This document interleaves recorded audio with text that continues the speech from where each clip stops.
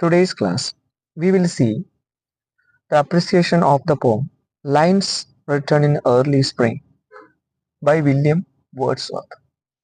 As you know, William Wordsworth is a major romantic poet and he is a nature poet, or we can say a poet of nature. Nature poet or poet of nature. പ്രകൃതിയുടെ കവി എന്നാണ് അദ്ദേഹത്തെ വിശേഷിപ്പിക്കുന്നത്. Poet of nature എന്നോ അല്ലെങ്കിൽ nature poet എന്നോ നിങ്ങൾക്ക് use ചെയ്യാവുന്നതാണ്. അപ്പം ഞാനിവിടെ ഡീറ്റെയിൽഡ് ആയിട്ടുള്ള സ്റ്റാൻസ വൈസ് ഡിസ്ക്രിപ്ഷൻ ആണ് നിങ്ങൾക്ക് തരാൻ പോകുന്നത്. And you also see the important poetic devices used by William Wordsworth, figures of speech or poetic devices. So appreciation ആണെന്ന് പറയാൻ പോകുന്നത്. കൃത്യമായിട്ട് മലയാളവും ഇംഗ്ലീഷും എല്ലാം മിക്സ് ചെയ്ത് നിങ്ങൾക്ക് മനസ്സിലാവുന്ന തരത്തിലായിരിക്കും ഈ ഒരു ലെസൺ എടുത്തു തരുന്നത്. So this poem lines written in early spring contains 6 stanzas. 6 സ്റ്റാൻസയാണ് ഈ പോമിലുള്ളത്. Okay, so lines written in early spring, that means these lines written by William Wordsworth in spring season. ആ ഒരു സീസൺ എന്നൊക്കെ പറയുമ്പോൾ തന്നെ നമുക്കറിയാം ഇറ്റ്സ് ബിലോങ്സ് ടു നേച്ചർ. അത് എന്തുമായിട്ട് ബന്ധപ്പെട്ടിരിക്കുകയാണ്? പ്രകൃതിയുമായിട്ട് ബന്ധപ്പെട്ടിരിക്കുകയാണ്. അപ്പൊ പ്രകൃതിയിൽ ആ സ്പ്രിംഗ് സീസണിൽ അദ്ദേഹം എഴുതിയിരിക്കുന്ന ലൈൻസ് നമുക്ക് നോക്കാം എന്താണെന്ന്. So first thing you all have to understand is that the speaker of this poem is William Wordsworth. So first stanza is I heard 1,000 blended notes, while in a grove I sat reclined. In that sweet mood, when pleasant thoughts bring sad thoughts to the mind.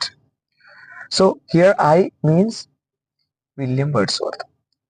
So he is a most celebrated nature poet. When he sat in a grove, in a relaxed way, in a relaxed mood, he heard 1,000 varied sounds. Notes means sounds. ആയിരക്കണക്കിന് blended sounds അദ്ദേഹം എവിടെ കേൾക്കുകയാണ്? While he was sitting in A grow. Said എന്ന് വെച്ച് കഴിഞ്ഞാൽ relaxed വേ എന്നാണ്, confused ആവണ്ട. Said. Reclined എന്ന് വെച്ച് കഴിഞ്ഞാൽ സാറ്റ്. റിക്ലൈൻ എന്ന് വെച്ചാൽ സിറ്റ്, റിക്ലൈൻഡ് എന്ന് വെച്ചാൽ അതിന്റെ V2 സാറ്റ്. സോ അദ്ദേഹം വളരെ റിലാക്സ്ഡ് വേയിൽ said recline. That means William Wordsworth was sitting in A grow in a relaxed way. He heard 1,000 mixed sounds in that grove. കണ്ടോ, അത്രേ ഉള്ളൂ. ഐ ഹേർഡ് എന്ന് തന്നെ പറയുന്നുണ്ട്. അദ്ദേഹം ആയിരക്കണക്കിന് ശബ്ദങ്ങൾ, ആ മിക്സഡ് സൗണ്ട്സ്, നോട്ട്സ് എന്ന് വെച്ച് കഴിഞ്ഞാൽ സൗണ്ട്സ്, അദ്ദേഹം കേൾക്കുന്നു എന്നൊക്കെയാണ് അവിടെ ഉദ്ദേശിക്കുന്നത്. സോ ആ ഒരു സ്വീറ്റ് മൂഡിൽ, so in that sweet mood when pleasant thoughts bring sad thoughts to the mind. ഈ ഒരു sweet mood, that means happy mood. So in that happy mood, he also came into his mind some sad thoughts. കണ്ടോ, കുറച്ച് ദുഃഖ ചിന്തകൾ കൂടി കടന്നു വരികയാണ്. In that sweet mood, that means he was very happy in that nature. In that happy mood also came into his mind some sad thoughts. മനസ്സിലാകുന്നുണ്ടോ? അപ്പൊ ഇത്രയും പ്ലസന്റ് ആയിട്ടുള്ള തോട്ട്സ് അദ്ദേഹത്തിന്റെ മനസ്സിൽ നിറഞ്ഞു നിൽക്കുകയാണ്. ഈ പ്രകൃതിയിൽ അദ്ദേഹം അത്രയും സന്തോഷവാനാണ്. ആ സന്തോഷത്തിലും അദ്ദേഹത്തിന്റെ മനസ്സിലേക്ക് ദുഃഖചിന്തകൾ കടന്നു വരുന്നു എന്നാണ് പറയുന്നത്. അപ്പൊ ആ നേച്ചറിൽ, ആ ഗ്രോയിൽ അദ്ദേഹം ഇരിക്കുമ്പോൾ ഒരുപാട് ശബ്ദങ്ങൾ അദ്ദേഹം കേൾക്കുകയാണ്, മനോഹരമായ മിക്സഡ് സൗണ്ട്സ്. ആ ശബ്ദങ്ങളും കാഴ്ചകളും ഒക്കെ, ആ സൈറ്റ്സ് ആൻഡ് സൗണ്ട്സ് അദ്ദേഹത്തെ എന്ത് ചെയ്യുന്നു? സന്തോഷവാനാക്കുന്നു. ആ സന്തോഷത്തിൽ അദ്ദേഹം ദുഃഖിക്കുന്നു. ക്ലിയർ ആയല്ലോ? അടുത്ത സ്റ്റാൻസിലേക്ക് പോകുമ്പോൾ, to have fair work did nature link the human soul that through me ran, and much it grieved my heart to think what man has made of man. So he was happy, but at the same time he believed that nature linked the human soul to her goodness. Nature linked the human soul. മനുഷ്യന്റെ ഹൃദയവുമായി പ്രകൃതി, അവൾ എന്ന പ്രകൃതിയെ വിളിച്ചിരിക്കുന്നു. Her means nature's fair work. പ്രകൃതിയുടെ മനോഹരമായ ജോലിയാൽ പ്രകൃതി എന്ത് ചെയ്തിരിക്കുകയാണ്? മനുഷ്യന്റെ ഹൃദയവുമായി, മനുഷ്യന്റെ സോളുമായി, ആത്മാവുമായി, അല്ലെങ്കിൽ മനുഷ്യനുമായ അഗാധമായ ബന്ധം പ്രകൃതിക്കുണ്ടെന്നാണ് അവിടെ അർത്ഥമാക്കുന്നത്. Through me ran, that means including Wordsworth. Wordsworth ഉൾപ്പെടെയുള്ള മനുഷ്യന്റെ ഹൃദയങ്ങളുമായി പ്രകൃതിക്ക് അഗാധമായ ബന്ധമുണ്ട്. മനസ്സിലാകുന്നുണ്ട്? ഇതൊക്കെ അദ്ദേഹത്തെ സന്തോഷിപ്പിക്കുന്നതാണ്. But when He thought of the human world. He thought of the human world. It grieved him much. അത് പ്രകൃതിയെക്കുറിച്ച് അല്ലെങ്കിൽ ഈ മനുഷ്യന്റെ ലോകത്തെക്കുറിച്ച് ചിന്തിക്കുമ്പോൾ, മനുഷ്യ ലോകത്തിനെ ചിന്തിക്കുമ്പോൾ അദ്ദേഹം ദുഃഖിക്കുകയാണ്. What man has made of man, that means human activities, exploitation towards nature, human beings exploitation towards nature. അപ്പം മനുഷ്യൻ പ്രകൃതിയോട് കാണിക്കുന്ന ചൂഷണം, മനുഷ്യൻ പ്രകൃതിയോട് കാണിക്കുന്ന ആ ഒരു പ്രവൃത്തി, മനുഷ്യൻ പ്രകൃതിയിൽ നിന്ന് അകന്നു പോയിക്കൊണ്ടിരിക്കുകയല്ലേ. സോ അതാണ് what man has made of മാൻ എന്ന് ഉദ്ദേശിക്കുന്നത്. മനുഷ്യൻ പ്രകൃതിക്ക് വേണ്ടി ചെയ്യുന്നത്, മനുഷ്യൻ പ്രകൃതിയോട് ചെയ്യുന്നത് ഓർത്ത് അദ്ദേഹം ദുഃഖിക്കുകയാണ് അറ്റ് ദ സെയിം ടൈം. അപ്പം പ്രകൃതിയും മനുഷ്യനുമായിട്ടുള്ള ബന്ധമാണ് ഈ ഒരു സെക്കൻഡ് സ്റ്റാൻസയ്ക്കകത്ത് പറയുന്നത്. So here also believed that with the fair work of nature, that nature linked the human soul എന്നാ പറയുന്നത്.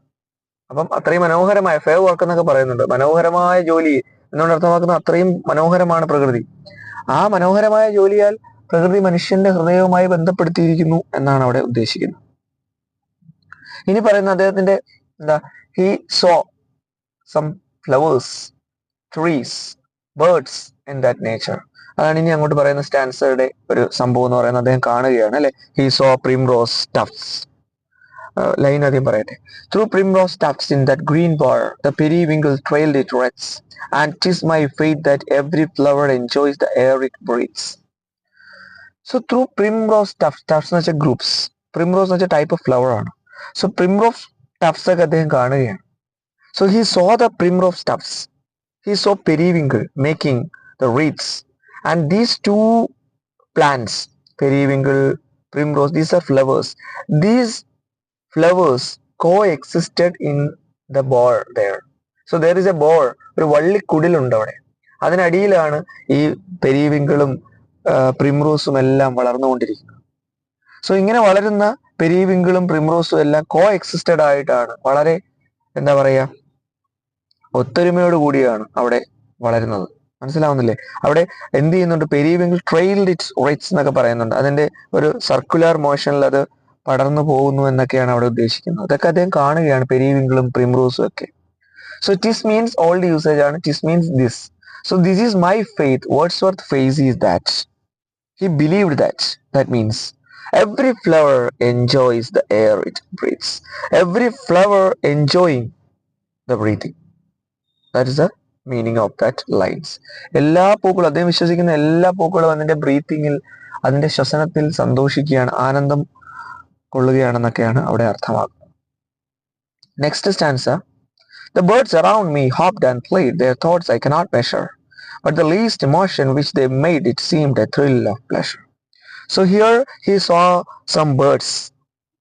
So he could not measure the birds' pleasure. Pleasure എന്ന് വെച്ചാൽ happiness. ആ പക്ഷികളുടെ സന്തോഷം അദ്ദേഹത്തിന് അളക്കാൻ കഴിയുന്നതിന് അപ്പുറമാണ്, അദ്ദേഹത്തിന് അളക്കാൻ കഴിയുന്നില്ല. And at the same time he thought that every motion they made, that birds made, was a thrill of pleasure.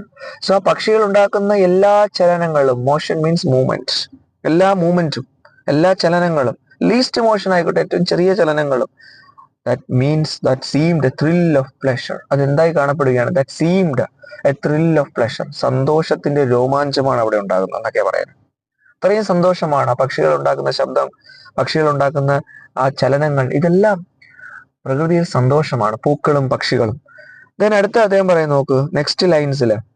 The budding ticks, this is the next stanza. The budding ticks spread out their fan to catch the breezy air, and I must do all I can that there was pleasure there.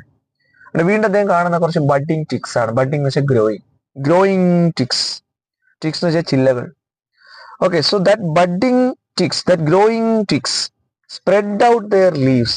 Spread out their fan means spread out their leaves to catch what? To catch the air, to catch the breezy air, windy air. കാറ്റുള്ള ആ ഒരു അന്തരീക്ഷത്തിലേക്ക് വളർന്നു പോവുകയാണ്. എന്തിനു വേണ്ടി?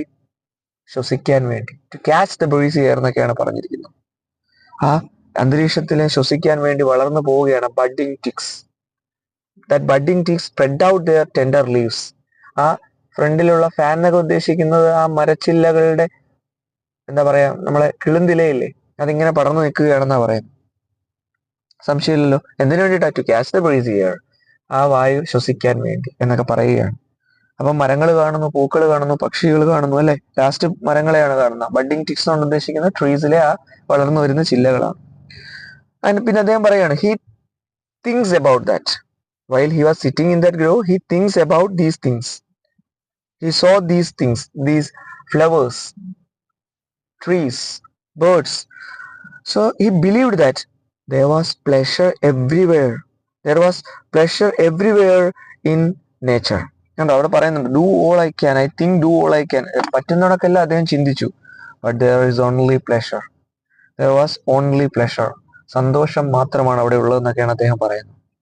Then last പറയുന്നത് എന്താ? If this belief from heaven be sent, if such be nature's holy plan, have I not reason to lament what man has made of man? So ഇവിടെ these all sent by heaven, if, അതായത് ഇതെല്ലാം സ്വർഗീയമാണെങ്കിൽ, if these things sent by heaven, ഇതെല്ലാം അയച്ചത് സ്വർഗത്തിൽ നിന്നാണെങ്കിൽ, സ്വർഗീയമാണെങ്കിൽ, if such be nature's holy plan, these all are, or these harmony, ഈ ഒരു ഒത്തൊരുമ, ഈ ഒരു unity in nature's holy plan, so he believed that. If like that, അങ്ങനെയാണെങ്കിൽ, അതുപോലെയാണെങ്കിൽ, പ്രകൃതിയിൽ നിന്ന് അല്ലെങ്കിൽ പ്രകൃതിയുടെ തന്നെ ഒരു വിശുദ്ധമായ ഹോളി പ്ലാൻ എന്ന് വെച്ചാൽ സേക്രഡ് പ്ലാൻ, ഒരു സേക്രഡ് ആയിട്ടുള്ള പരിശുദ്ധമായ ഒരു പദ്ധതിയാണെങ്കിൽ, ഇതെല്ലാം ഈ ഹാർമണി എല്ലാം പ്രകൃതി തന്നെ ഒരുക്കുന്നതാണെങ്കിൽ, അല്ലെങ്കിൽ സ്വർഗീയമാണെങ്കിൽ, ഹെവൻലി ആണെങ്കിൽ എന്നൊക്കെയാണ് അദ്ദേഹം പറയുന്നത്. So poet believed that the coexistence of this perfect harmony is nature's holy plan. He says that. അതാണ് അദ്ദേഹം പറയുന്നത്. അപ്പൊ ഇതെല്ലാം പ്രകൃതിയുടെ വിശുദ്ധമായ പദ്ധതിയായിട്ടാണ് അദ്ദേഹം കരുതുന്നത്. സ്വർഗീയമാണെന്നാണ് അദ്ദേഹം പറയുന്നത്. ഹെവൻലി ബ്യൂട്ടി ഓഫ് നേച്ചർ ആണ് അവിടെ ഉദ്ദേശിക്കുന്നത്. Then at the end this poem ends with a rhetorical question. Rhetorical question എന്ന് വെച്ച് കഴിഞ്ഞാൽ, rhetorical questions are the question that the poet asks for to generate an idea. ഒരു ആശയം ഉണ്ടാക്കാനാണ് ഈ റീറ്റോറിക്കൽ ക്വസ്റ്റ്യൻ ചോദിക്കുന്നത്. So we can't say the answer of these type of questions. നമുക്ക് ഉത്തരം പറയാൻ കഴിയില്ല, ഉത്തരം പറയണ്ട. അത് അവിടെ ഉത്തരം പറയുകയല്ല അവിടുത്തെ ലക്ഷ്യം. അവിടെ ഒരു ഐഡിയ ഉണ്ടാക്കുക എന്നുള്ളതാണ്. ഇവിടെ അതാ ഐഡിയ ഉണ്ടാക്കിയിരിക്കും. നിങ്ങൾ നോക്ക്, first last question, have I not reason to lament what man has made of man.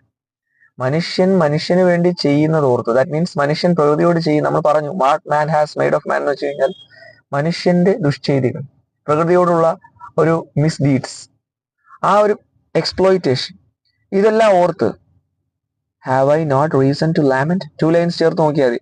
Have I not reason to lament what man has made of man. മനുഷ്യന്റെ ചെയ്തികൾ ഓർത്ത്, have I not reason to lament, ഞാൻ കരയേണ്ടതില്ലേ?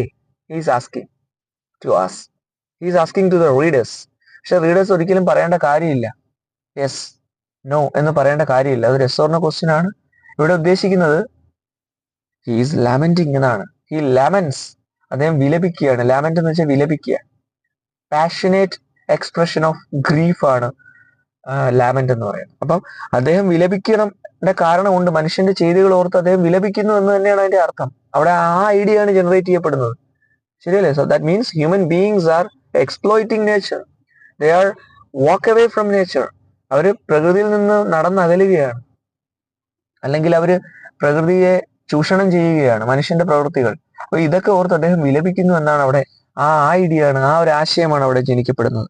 അല്ലാതെ ഒരു answer പറയേണ്ടതില്ല. So പോം end ചെയ്യുന്ന ഒരു റീറ്റോറിക്കൽ ക്വസ്റ്റ്യൻ വെച്ചിട്ടാണ്. പിന്നെ poet uses many poetic devices. First one hyperbole, HYPERBOLE, hyperbole എന്ന് പറയുന്ന ഒരു പോയറ്റിക് ഡിവൈസസ് ആണ് ആദ്യം കൊടുത്തിരിക്കുന്നത്. അതായത് I heard 1000 blended notes. Really അദ്ദേഹം 1000 ആയിരക്കണക്കിന് ശബ്ദങ്ങൾ അദ്ദേഹം കേൾക്കുന്നുണ്ടോ? ഇല്ല, അദ്ദേഹം കേൾക്കുന്നില്ല. ആയിരക്കണക്കിന് ശബ്ദം ഒരിക്കലും കേൾക്കുന്നില്ല. അതാണ് ഹൈപ്പർബലി. അങ്ങനെയുള്ള അതിശയോക്തി നിറഞ്ഞ സംഭവം, അതാണ് ഹൈപ്പർബലി എന്ന് പറയുന്നത്. പിന്നെ പേഴ്സണിഫിക്കേഷൻ ഉണ്ട്. പേഴ്സണിഫിക്കേഷൻ എന്ന് പറഞ്ഞാൽ പോയറ്റിക് ഡിവൈസ് ആണ്. ഹൈപ്പർബലി പോയറ്റിക് ഡിവൈസസ് ആണ്. പേഴ്സണിഫിക്കേഷൻ എന്ന് പറഞ്ഞു കഴിഞ്ഞാൽ വേറൊന്നുമല്ല, ഒരു വ്യക്തിയല്ലാത്ത സംഭവത്തിനെ വ്യക്തിയാക്കുക. പേഴ്സോണിഫിക്കേഷൻ പേരിൽ തന്നെ ഉണ്ട്. പേഴ്സോണിഫിക്കേഷൻ വ്യക്തിയല്ലാത്തതിനെ വ്യക്തിയായി ചിത്രീകരിക്കുന്നതാണ്. അങ്ങനെയുള്ള പോയറ്റിക് ഡിവൈസ് ആണ് പേഴ്സോണിഫിക്കേഷൻ എന്ന് പറയുന്നത്.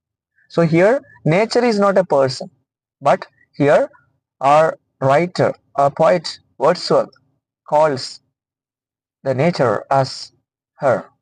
അതായത് അവൾ എന്ന പോലെയാണ് പ്രകൃതിയെ ചിത്രീകരിച്ചിരിക്കുന്നത്. നോക്ക്, ഹെർ ഫെയർ വർക്ക്, പ്രകൃതിയാണ് അവൾ എന്ന് വിളിച്ചിരിക്കുന്നത്. So personification is a poetic devices there. The human attributes are given to inanimate objects. അതായത് വ്യക്തിയല്ലാത്ത, ജീവനില്ലാത്ത വസ്തുക്കൾക്കും അല്ലെങ്കിൽ എന്ത് വ്യക്തിയല്ലാത്ത ഒരു സംഭവത്തിന് എന്ത് കൊടുക്കുന്നു, മനുഷ്യന്റെ ആട്രിബ്യൂട്ട്സ് കൊടുക്കുന്നതിനെയാണ് പേഴ്സണിഫിക്കേഷൻ എന്ന് പറഞ്ഞ പൈറ്റിക് ഡിവൈസ് കൊണ്ട് ഉദ്ദേശിക്കുന്നത്. മനസ്സിലായല്ലോ, അത് പൈറ്റിക് ഡിവൈസ് ആണ്. പിന്നെ പറയാം ക്യാച്ച് ദ ബ്രീസ് ഹിയർ, പിടിക്കുക, അത് മനുഷ്യന്റെ ഒരു സംഭവമാണ് ക്യാച്ച് ചെയ്യുക എന്നുള്ളത്. സോ അതൊക്കെ പേഴ്സണിഫിക്കേഷൻ ലൈൻസ് ആണ്. അലിട്രേഷൻ അറിയാലോ, what man has made of man, മ 3 തവണയാണ്. അതായത് ഇനിഷ്യൽ കോൺസണന്റ് സൗണ്ട്സിന്റെ repetition, alliteration. Repetition of initial consonant sounds in a line, that is alliteration. So what man has made of man എന്ന് പറയുന്നത് ഇവിടുത്തെ alliteration. Rhetorical question എന്ന് പറയുന്നതും ഒരു poetic device ആണ്. We discussed that. നമ്മൾ അത് ഡിസ്കസ് ചെയ്തതാണ്. Rhetorical question. Have I not reason to lament what man has made of man എന്നുള്ളതാണ് rhetorical question. പറയേണ്ട കാര്യമില്ലല്ലോ. Auditory image ഉണ്ട്. Auditory image എന്ന് പറയുമ്പോൾ auditory image are the image that really we don't hear but we imagine in our mind that we hear. നമ്മളത് കേൾക്കുന്നത് പോലെ നമ്മുടെ മനസ്സിൽ കരുതുകയാണ്. അതാണ് ഓഡിറ്ററി ഇമേജ്. സത്യത്തിൽ നമ്മളത് കേൾക്കുന്നില്ല. ആ ലൈൻ കാണുമ്പോൾ നമ്മളത് കേൾക്കുന്ന പോലെ തോന്നുകയാണ്. I heard 1000 blended notes എന്ന് പറയുന്നത് തന്നെയാണ് ഓഡിറ്ററി ഇമേജും. കണ്ടോ, ഓഡിറ്ററി മീൻസ് എന്താ പറയാ, കേൾവിയുമായിട്ട് ബന്ധപ്പെട്ട് നമുക്ക് കേൾക്കാൻ കഴിയുന്ന ഇമേജസ്. കാണാൻ കഴിയുന്നതാണ് വിഷ്വൽ ഇമേജസ്. സത്യത്തിൽ റിയലി നമ്മളത് കാണുന്നില്ല, പക്ഷെ നമ്മൾ മൈൻഡിൽ കാണുകയാണ്. ലൈൻസ് വായിക്കുമ്പോൾ മൈൻഡിൽ കാണുകയാണ്. വിഷ്വൽ ഇമേജസ് ഒരുപാടുണ്ട്. Primrose, periwinkle, birds, grow, budding ticks, bower. These are the visual images in the poem. നല്ല വേഗതയിൽ പറഞ്ഞു നിർത്തിയിട്ടുണ്ട്. നിങ്ങൾക്ക് എന്തെങ്കിലും ഡൗട്ടുകൾ ഉണ്ടെങ്കിൽ തീർച്ചയായിട്ടും ചോദിക്കുക. നല്ല ഒരു സ്പീഡിലാണ് ഇത് പറഞ്ഞു പോയത്. റിപ്പീറ്റഡ് ആയിട്ട് കേൾക്കുക. സംശയം ഉണ്ടെങ്കിൽ തീർച്ചയായിട്ടും കമന്റ് സെക്ഷനിലേക്ക് വരിക. Okay, thank you very much.